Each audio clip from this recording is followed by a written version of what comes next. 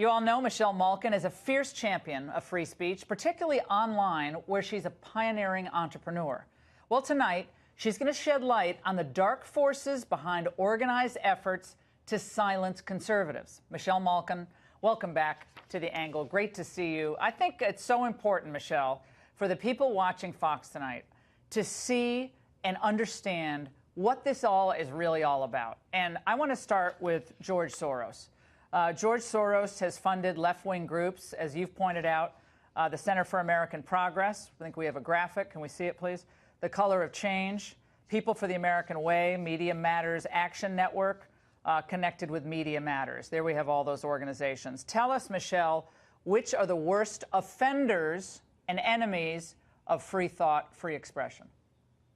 Well, Media Matters has been at the forefront of the speech squelchers who are highly organized, incredibly disciplined, and obviously deeply funded, not only by George Soros, but a number of left-wing foundations. And I think it's really important to note that so many of these outfits are tax exempt, that they enjoy so much largesse as a result of IRS laws, and that under Democratic administrations, the definitions of 501c3s and C4s have been stretched so that these blatantly partisan political organizations have cast themselves as somehow educational or social welfare groups.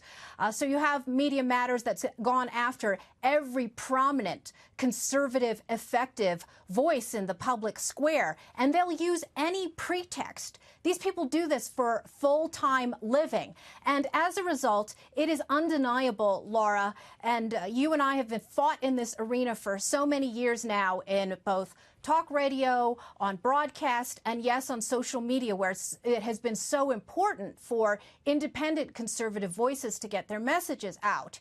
And we know that that the encroachment of these censors and these bullies in the public square has left an undeniable cloud over the First Amendment and free expression. And Michelle, people say, well, this is all the free marketplace of ideas, and everyone else is, if they want to complain about someone who said something, they do that, and that's part of the democratic process too. And so each side has their own opinions, and one side wants to, whatever they're doing. They have these corporations that just wilt, though. They just wilt. They get 100 emails from some left-wing activists, and they wilt. Meanwhile, millions of conservatives like, are you kidding me?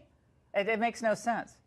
Yeah, and in some cases, the supposed backlash that that elicits this feckless response from corporations that just don't want any bad publicity sometimes constitutes a couple of tweets.